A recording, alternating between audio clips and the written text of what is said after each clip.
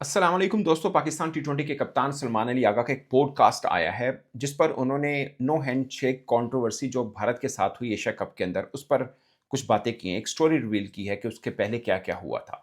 मगर एक और ख़ास पॉइंट उन्होंने बोला कि एशिया कप के फाइनल में जब पाकिस्तान 147 रन्स डिफेंड कर रहा था, उनसे पूछा गया कि आपने जितनी भी पाकिस्तान की कप्तानी की है, ओवरऑल जितनी भी कप्तानी की है, सबसे बड़ी मिस्टेक क्या थी? तो उन्होंने बोला कि उस एशिया कप के फाइनल में जहाँ पाकिस्तान 147 डिफेंड कर रहा था, वहाँ अबरार अहमद के बजाय हारिस रऊफ को ओवर देना, उनकी पूरी कप्तानी में अगर वो किसी एक मिस्टेक को याद रखें, तो वो सबसे बड़ी मिस्टेक थी। मफ़हूम उनका इस तरह से बन रहा था, वर्ड टू वर्ड मैं बोल नहीं पाऊँगा, बट एक्चुअल में ये था।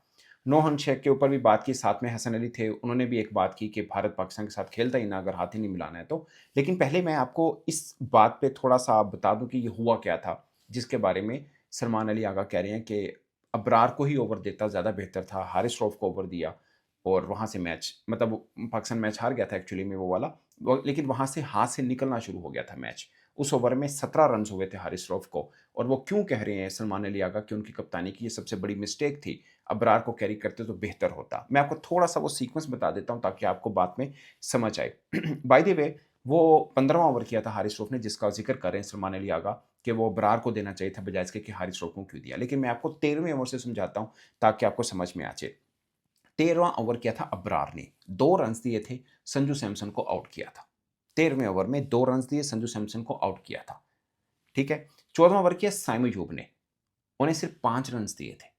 फिर ओवर आता है 15वां हारिस रऊफ का जिसका असल में ज़िक्र हो रहा है। यानी 13वां ओवर किया अबरार अहमद ने सिर्फ 2 रन्स दिए, एक खिलाड़ी को आउट किया था, तो सलमान अली आगा अब ये सोच रहे हैं कि 15वां ओवर भी मैं अबरार को ही दे देता क्योंकि उससे पहले वाला ओवर बड़ा शानदार किया, विकेट भी मिली, तो मैंने क्यों हटाया था उसको? तो हारिस रऊफ आए थे 15वें ओवर में जहाँ पर उनको 17 रन्स हो गए थे।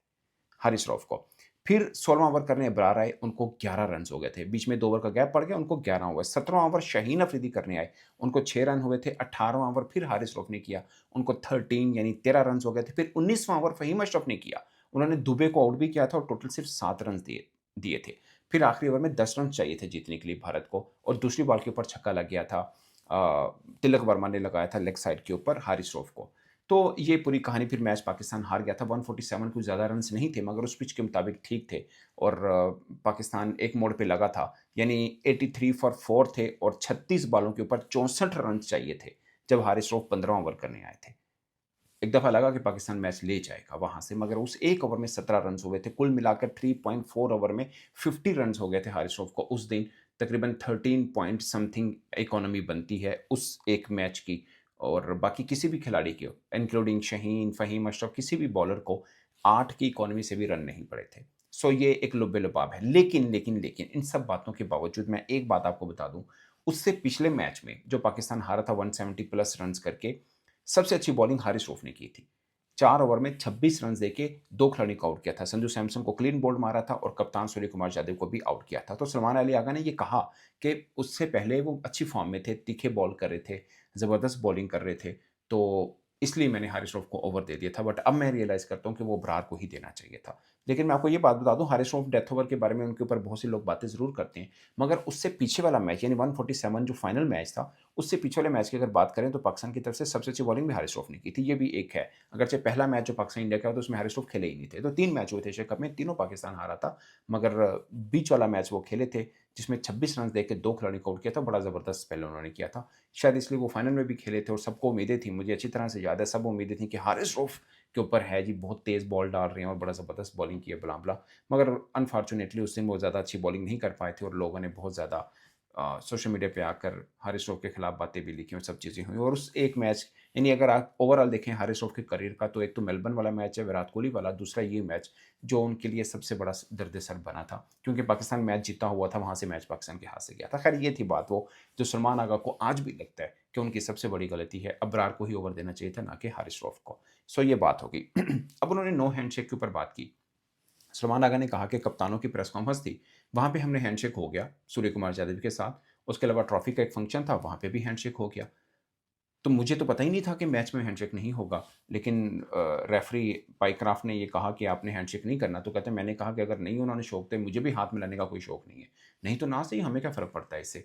मगर उसके बाद पाकिस्तान ने गलती की और ये पॉडकास्ट के अंदर सलमान आगा ने फिर बोला कि जब मैच हार गए तो हम भारतीय पवेलियन की तरफ चले गए कि वो आएँगे तो हम हैंडशेक करेंगे। मुझे लगता है कि ये पाकिस्तान की बड़ी गलती थी और शायद मिसकैलकुलेशन या मिसमैनेजमेंट भी थी। जब टॉस के ऊपर बोल दिया गया कि हाथ नहीं मिलाया जाएगा, एक कप्तान हाथ नहीं मिला रहा तो पूरी टीम उतर के कहाँ से आपसे हाथ मिलाएगी? सो वो पाकिस्तान को उधर जाना ही नहीं चाहिए था। ये मेरी ज़ाती राय है, मगर आगा ने कहा कि हम पवेलियन की तरफ गए, वो नहीं आए, फिर हम चल दिए, लेकिन ये कोई अच्छी एग्ज़ाम्पल नहीं है, क्योंकि अगर कोई यंग क्रिकेटर देख रहा है, कुछ 13 साल का, 15 साल का, तो वो क्लब में भी उसी चीज़ को फ़ॉलो करेगा। अगर उसकी किसी के साथ अच्छी टॉकिंग टर्म्स नहीं है, तो वो कहेगा मैच के बाद मैंने भी हाथ नहीं मिलाना, क्योंकि उसने तो सूर्य कुमार यादव को देख लिया हाथ ना मिलाते हुए। सो इस तरह की बात फिर सलमान आगा ने की, जो कि मुझे लगता है कि मुनासिब बात थी आगा की, कि एक हाथ ना मिलाना कोई इतनी बड़ा मामला था नहीं। फिर हसन अली बैठे थे, उन्होंने बोला कि अगर आपने हाथ ही नहीं मिलाना था, तो पहले ही बोल देते, मैच ही ना खेलते। आप बोल देते 1 पॉइंट आपका, 1 पॉइंट हमारा, खत्म, बात ही, मतलब मैच ही ना हो, इससे बेहतर तो यही बात थी। ये हसन अली ने बातें की। और दूसरा, मुझे दोस्तों पाकिस्तानी क्रिकेटर्स पे एक चीज़ बड़ी अच्छी लगती है, by the way.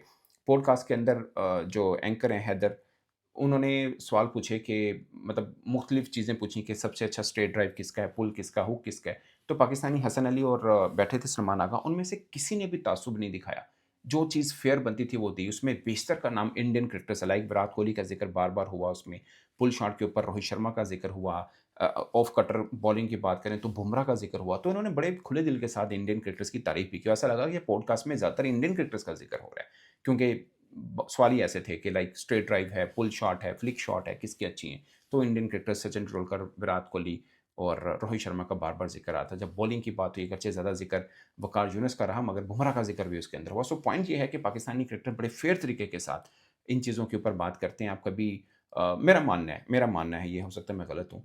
Indian cricketers शायद उतने उस तरह से बात नहीं कर रहे होते। खैर उसमें एक रीज़न ये भी है कि अब करंट पाकिस्तानी क्रिकेटर की अगर बात करें तो कोई इतना है भी नहीं जिसको आप इस तरह से मेंशन कर पाएँ कि ये जनाब दुनिया का सबसे बड़ा बॉलर है या बैट्समैन है। एक इसकी रीज़न ये भी हो सकती है। और दूसरा, आपको याद होगा जब पीएसएल का मैच खत्म हुआ, मोहम्मद अली से प्रेज़ेंटर ने पूछा, तो उन्होंने वहाँ पे राहुल द्रविड़ का ज़िक्र कर दिया। यकीन मानिए, मतलब एक वो मोड़ जहाँ पे पाकिस्तान सुपर लीग सीज़न 11 सबसे टॉप के ऊपर था, वहाँ पर हैदराबाद का सबसे बड़ा बॉलर यानी लीड कर रहे हैं मोहम्मद अली, अगरचे उनको सेकंड लास्ट ओवर में 22 रन्स हो गए थे, लेकिन ऑन द होल पूरे पीएसएल में अच्छी बॉलिंग की है। वहाँ पे वो इंडियन फॉर्मर कप्तान और कोच का ज़िक्र कर रहे हैं कि द ग्रेट राहुल द्रविड़ ने कहा कि अगर आप मेहनत करते हैं तो किस्मत भी आपका साथ देती है। सो मुझे ये चीज़ें पाकिस्तान की अच्छी लगती हैं कि वो अगर किसी को ड्यू क्रेडिट बनता है या किसी की जेन्युइन तारीफ बनती है तो उनकी करते हैं। इस चीज़ को सोचे बगैर कि वो भारत से हैं, कहाँ के हैं, जो कि एक अच्छी बात है, कोई कोई बुरी बात नहीं है इस मामले के ऊपर। सो दोस्तों, ये पूरे का पूरा मुद्दा है। उसके ऊपर सलमान आका ने एक और उनसे पूछा गया कि आपका जो एक ये सफ़र है यहाँ तक पहुँचने का, वो कैसा है? उसमें एक बहुत ख़ास बात है जो उन्होंने ऐसी बोल दी और एंकर ने भी उस पे ख़ास गौर नहीं किया, या शायद आप लोगों ने भी गौर ना किया हो। उन्होंने बोला, मैं 29 ईयर ओल्ड था जब मैं टीम में आया था, तो मैं बहुत पका हुआ, यानी उनका मफ़हूम ये था, पका हुआ था और मेरे पे कोई बहुत ज़्यादा प्रेशर फ़ील नहीं कर रहा था, क्योंकि मैं डोमेस्टिक में बहुत ज़्यादा क्रिकेट खेला हुआ था। ये बड़ी ख़ास बात है। आप न्यूज़ीलैंड टीम जब ये टी20 वर्ल्ड कप में थी ना, आप उनकी एवरेज एज निकाल लें, 28, 29 ईयर ओल्ड या 30 के पास है, 29 से 30 के बीच-बीच में उनकी एवरेज एज निकलती है। जब आप 29-30 बरस के होकर अपनी नेशनल टीम की तरफ से आते हैं और अपने देश को रिप्रेज़ेंट करते हैं, तो आप बड़े मंझे हुए होते हैं, आप गलतियाँ नहीं करते, आपके पैनिक नहीं होते और आपने अच्छी खासी डोमेस्टिक में क्रिकेट खेली होती है। सोचिए ना, अगर आप 20 साल से डोमेस्टिक खेल रहे हैं, 28-29 साल तक आप खेलते हैं, 9 बरस 9 सीज़न खेले होते हैं आप, तो आपको इंटरनेशनल भी इतना भारी नहीं लगता और आपको दबाव भी नहीं होता, आपने हर तरह के बॉलर निपटाए होते हैं और आपका ठीक-ठाक किस्म के रन पीछे पड़े होते हैं, 6-8 हज़ार डोमेस्टिक के, तो उसके बाद आप इंटरनेशनल खेलें तो बड़ा फ़ायदा होता है। तो ये आगा ने बोला कि मैं 29 ईयर ओल्ड था जब मैं आया, तो मेरे पे इतना दबाव नहीं था और टेक्निकली वो ज़ाहिर है साउंड भी हैं, अभी भी वनडे टेस्ट में पाकिस्तान के सबसे बड़े बल्लेबाज़ हैं, इसमें कोई दो राय नहीं है। सलमान आगा इस वक़्त, मेरा मानना है और मेरा ये भी मानना है कि अगर आप सेंट्रल कॉन्ट्रैक्ट की बात करते हैं, अगर कोई एक खिलाड़ी पाकिस्तान में लिस्ट ए कैटेगरी को मैच करता है, तो वो आगा है। वो वनडे टेस्ट दोनों में सबसे शानदार वो खेल रहे हैं, जो कि मुझे लगता है उनको होना भी चाहिए।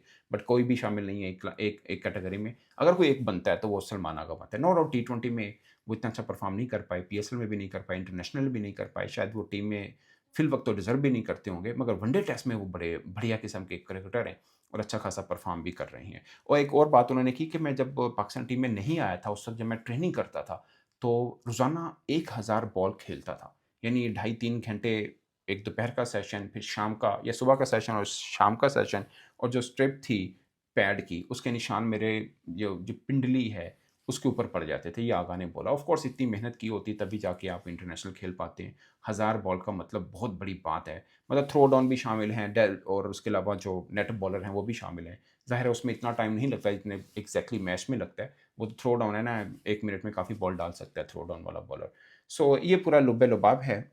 और उसमें हारिस रऊफ वाला जो ज़िक्र था बड़ा ख़ास, और ख़ासकर ऐसे मोड़ के ऊपर वो पॉडकास्ट आया जब हनैन शाह ने अपने आखिरी ओवर में 6 रन्स बचाए और नहीं बनने दिए। तो उसके ऊपर बहुत से लोगों ने बात की। रमीज़ राजा ने भी कहा कि पाकिस्तान के ऐसे क्रिकेटर जो खुद को 30 मार खान समझते हैं, वो यूज़लेस हैं, मगर हनैन शाह पावर हाउस है डेथ ओवर का। अगरचे रमीज़ राजा ने नाम नहीं लिया, मगर बहुत से जो क्रिकेट फ़ैन हैं, वो खुद ही नीचे नाम लिखना शुरू हो गए हैं कि पाकिस्तान के ये बॉलर का वो ज़िक्र कर रहे हैं, क्योंकि डेथ ओवर में उन्होंने कभी अच्छी बॉलिंग नहीं की या बेशतर टाइम पे अच्छी बॉलिंग नहीं की है। तो दोस्तों, इस पर आप अपनी राय कमेंट की सूरत में ज़रूर बताइएगा। मेरी तरफ से इतना ही। इजाज़त दीजिए। अल्लाह ने के